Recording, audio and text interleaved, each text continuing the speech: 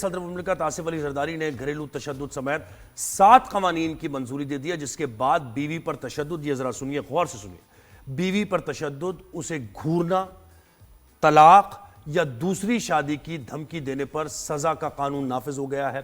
सदर मुमलिकत ने घरेलू तशद्दुद तरमीमी बिल 2026 दानिश स्कूल अथॉरिटी तरमीमी बिल की मंजूरी भी दे दी है, वो अलग एक मामला है। दस्तखत के बाद 7वां कवानीन एक्ट ऑफ पार्लियामेंट बन गए हैं और इसमें जनाब ये 2-3 चीजें बड़ी इंपॉर्टेंट है। एक तो यह है कि आपको अगर दूसरी शादी करनी है तो पहले पहली बीवी से इजाजत लेनी है, हो गया, अब ये कानून बन गया, इजाजत नहीं होगी तो आपके खिलाफ कार्रवाई होगी, पहली बीवी रिपोर्ट कर सकती है। दूसरी चीज ये है कि घर के अंदर जिस तरीके से आप अपना शौक नौ मेंटेन रखते हैं और वो पेट्रियार्कल सोसाइटी की बात करते हैं ना, आकर आप रोब झाड़ना, घूरना, जुल्म करना बच्चों पर, और पता लोग देखते हैं कुछ कहते नहीं, कुछ करते नहीं, क्योंकि क्या कहते हैं जी उनका मामला है, मियाँ बीवी का मामला है। तो जान लीजिए अब ये मियाँ बीवी का मामला नहीं है, ये स्टेट का मामला है। बिल्कुल।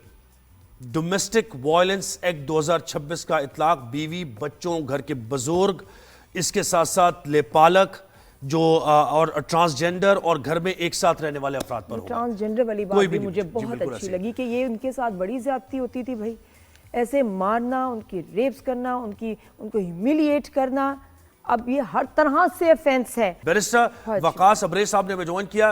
बैरिस्टर साहब मुझे बताएं कि बहुत कानून साजी होती रहती है और अब आपने कवानीन को रिफाइन भी करते रहते हैं वक्त के तकाजों के मुताबिक। ये जो ऑर्डिनेंस है आप इसको कैसे देख रहे हैं?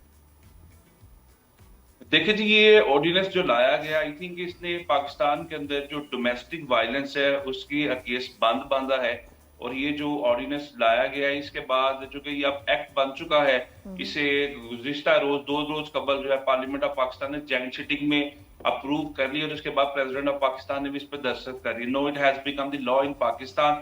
और इसके मुताबिक अगर आप कोई भी शख्स बीवी की तरफ घूरता है, उसे दूसरी शादी की धमकी देता है, उसके घर वालों को गालम गलोच करता है, उसे गालम गलोच करता है। पहले हम ये देखते थे कि बीवी को घरेलू लाइफ के अंदर तशद्दुद का सामना करना पड़ता था, लेकिन अनफॉर्चुनेटली वो उसको रिपोर्ट नहीं करती थी, फोरम्स प्रॉपर मौजूद नहीं थे, उसको कोई असिस्ट नहीं करता था। लेकिन इस कानून के बाद आप थप्पड़ मारना तो दूर, बीवी को अगर आप घूरते हैं, गालम गलोच करते हैं, उसके घर वालों को बुरा भला कहते हैं, दूसरी शादी की धमकी देते हैं, घर से निकल जाने का कहते हैं, तो इस पे 3 साल की सजा, 1 लाख रुपया जुर्माना। और अगर हामन 3 साल सजा भुगतने के बाद 1 लाख जुर्माना अदा नहीं कर पाता तो 6 महीने के लिए एडिशनल जेल इस कानून के अंदर रखी गई है। सेक्शन 3 और 4 है इस लॉ के अंदर, जिसको हम डोमेस्टिक वायलेंस एक्ट 2026 के नाम से जानते हैं। तो आई थिंक ये एक बड़ा ही रिफाइंड कानून बना दिया गया जिसने पाकिस्तान के अंदर विमेन एम्पावरमेंट को और पाकिस्तान के अंदर हमारी फैमिली लाइफ के अंदर खवातीन को स्ट्रॉन्ग किया है,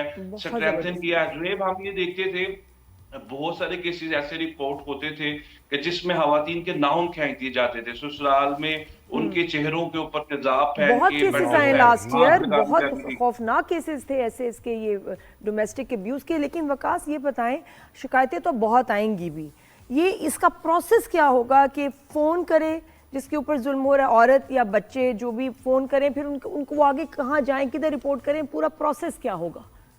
बड़ा सिंपल सा प्रोसेस है, 90 दिन का ये प्रोसेस है, जिसके अंदर अगर हामंद है, ये बीवी है, ये बच्चे हैं, ये वालिदैन है, जो भी अग्रीव्ड पर्सन है वो फैमिली कोर्ट में जाएगा और फैमिली लॉ जो 1964 के हैं उसके मुताबिक ये केस देखा जाएगा। वो एक एप्लीकेशन एक केस के तौर पे फाइल करेगा फैमिली कोर्ट के अंदर, और फैमिली कोर्ट ने 3 महीने के अंदर आइदर बाय हुक और crook, either by tooth and nail उस केस का फैसला करना है। लेकिन उनको क्या फौरन अरेस्ट नहीं किया जाएगा, क्योंकि वो तो फिर एक खतरा भी बन जाएगा उस औरत या बच्चों के लिए या बुजुर्ग के लिए? इमीडिएटली एक्शन क्या लेंगे आप आफ्टर कंप्लेन? जी नादिया साहिबा, मैं उसी की तरफ आने लगा हूँ। उसमें सबसे पहले वो खातून जो है जो कोर्ट में जाएगी, कोर्ट को अप्रोच करेगी, will knock the door of the court in this regard. Court सबसे पहले उसे प्रोटेक्शन देगी और प्रोटेक्शन सेल्स और कमेटियां बनाई गई हैं इस कानून के तहत। सेक्शन 10 से लेकर 14 तक प्रोसेस लिखा गया है, एनंसिएट न्यूमरेट किया गया है कि वो कमेटियां क्या करेंगी। सबसे पहले शोहर को जेल में भेजेंगी और दूसरे नंबर पे अगर जेल में नहीं भेजती, केस स्टार्ट किया जाता है तो उससे एफिडेविट लेंगी, बयान हल्फी लेंगी और उस खातून को प्रोटेक्शन देगी। उस घर के अंदर या उसके माँ बाप के घर के अंदर प्रोटेक्शन देंगी, जो हामंद है उससे एफिडेविट बयान हल्फी लेगी कि अगर तुमने दोबारा से ये एक्ट किया, रिपीट किया, चाहे तुमने तशद्दुद किया था, गालम गलोच की थी या थ्रेट किया था, ये घर से निकलने का कहा था, अगर तुमने ये किया तो तुम्हारी जुर्माने की जो मिकदार है वो बढ़ जाएगी। नहीं बैरिस्टर साहब, अब थोड़ा दूसरा पहलू भी देखते हैं। एसेंस, इसका एसेंस बड़ा इंपॉर्टेंट है। हर चीज की आप मुझसे बेहतर जानते हैं कि रूह जो है वो मैटर करती है और बायोलॉजिकल बॉडी है, क्योंकि ये कवानीन सारे तो ये फितरत के करीब तरीन होते हैं। अब मुझे एक बात बताइए, ये चीजें मद्देनजर रखते हो जो मैंने अभी इब्तदाइया दिया, क्या घरों में तो लड़ाई झगड़ा होता है? खावंद अपनी बीवी के भी देखता है, कभी बीवी भी खावंद को घूर के देखती है। तो अगर ऐसे मामलात में इतनी ज्यादा पावर्स दे दी जाए और खातून रिपोर्ट कर दे तो आपका घर तो गया, फिर वो मामलात तो बेहतर नहीं होने। हमारी फैमिली लाइफ के ऊपर ये जो कानून है बहुत बड़ा क्वेश्चन मार्क और बर्निंग क्वेश्चन है। मैं ये समझता हूं जो आपने जुहेब बात की है absolutely put the nail on the head, और ये आपका मेरा पाकिस्तानी कौम का कंसर्न है कि हामन ने अगर बीवी को, और बीवी ने, दूसरी इंपॉर्टेंट बात समझने वाली ये है, इसी कानून के सेक्शन 3 में रखा गया है, बीवी ने हामन के साथ बदजुबानी की, बदकलामी की। लेट्स से जी जोहेब साहब, हम ये बात करते हैं कि बीवी को कहा कि मुझे चाय बना दो, उसने कहा कि मैं तुम्हें चाय नहीं बना के दे सकती, मैं थकी हूं। अब हामन इस बदजुबानी पर, बदकलामी पर उसको 3 साल सजा और 1 लाख रुपए जुर्माना करवाएगा। वो हामन जो बीवी की तकरीम, उसके तकद्दुस के लिए मर मिटने को तैयार है, अब वही हामन उससे कोर्ट ऑफ लॉ में घसीटेगा, वही हामद उसकी इज्जत और तकरीम नहीं। लेकिन मैं ये कह रहा हूं यहाँ हिकअप क्या है कि अगर बदगुमानी ऑलरेडी है, दोनों एक दूसरे के खिलाफ वेंडाटा है, सुने वेंडाटा है। अब खावंद ने कह दिया कि तुम चाय क्यों नहीं बना के दे रही मुझे, मैं बाहर से आया हूं, तुम चाय क्यों नहीं बना के दे रही। अब मुझे बताएं, ऐसी टोन पर अगर बीवी में पहले ही नफरतें हैं खावंद को लेकर, वो तो रिपोर्ट कर देगी उसके बारे में। बिल्कुल करेगी। मैं यही कह रहा हूं कि हर कानून जो बोनाफाइड इंटेंशन के लिए बनाया जाता है नेक नियति के साथ, उसका जो दूसरा पहलू आपने डिस्कस किया, जो मैं भी आपको गोशगुजार कर रहा हूं, आई थिंक ये बड़ा ही एक डेट्रीमेंटल इशू है और बड़ा ही ड्रैकोनियल टाइप कानून है कि जिसमें खातून के दिल के अंदर या मर्द के दिल के अंदर किसी कोने में नफरत पैदा है अपने जीवन साथी के लिए या पार्टनर के लिए, तो आई थिंक उसको इस कानून के नीचे पिसना पड़ेगा। वो डिस्टॉर्ट होगा, वो डैमेज होगा, और फैमिली लाइफ में घूरना। देखिए, एक जराए तफन्नुन बात करूं को अंदर लाइटर नोट, हम तो ये हमेशा सुनते थे कि दूसरों की बीवियों को घूरने पे जो है वो सजा मिलेगी, लेकिन अपनी बीवी को घूरना डिफाइन कौन करेगा? एग्जैक्टली। अच्छा, और बच्चे को भी देखें ना आप, इसमें देखिए, क्योंकि शायद गवाह तो नहीं मिलेंगे, बहुत सारे फेक केसेस भी रिपोर्ट हो सकते हैं कि जिसने मुझे ऐसे कहा, इसने ये धमकी दी, क्योंकि ये तो हेयर से है, इसने कहा ही सेड शी सेड वाली बात में बड़ा मुश्किल भी हो जाएगा इनका फैसला करना। चले, इसको ऐसे देख सकते हैं कि एक इब्तिदा है, और ये जब देखते हैं इसको इम्प्लीमेंट करके और आगे जाके रिफाइन होता रहेगा, एक कदम तो है ना ह्यूमन राइट्स को लेकर और अच्छा हो कि कुछ ऐसे काउंसिल्स बना दिए जाएं कि आप जहां आपको मस्ट हो जाए कि दोनों काउंसलिंग पे जाओ, इतने महीने काउंसिल जाओगे तो उसके बाद फिर कोई एक्शन लिया जाए। एक और ये कि भाई कोई तो घर बनाना है, घर जोड़ना है, हाँ, घर तोड़ना नहीं। और दूसरा वो सेफ होम जहां औरतें या आदमी जहां अपने आप को अनसेफ फील कर रहे हैं वो चले जाएं मीनवाइल।